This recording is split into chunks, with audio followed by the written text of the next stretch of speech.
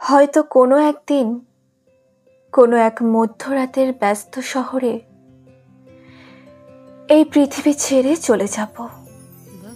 তুমি হয়তো সেদিনও জানতে পারবে না আমি কেমন ছিলাম কিংবা আছি। আমি কারো কাছে তোমার ঠিকানা দিয়ে যাব না, তবুও তুমি একদিন ঠিকই জানতে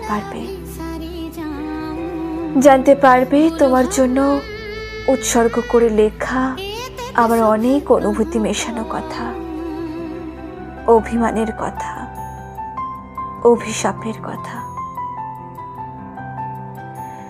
তোমাকে আজও ভালোবাসি, এটাই হয়তো অভিশাপ, এটা তুমি ভাবতেই পারো।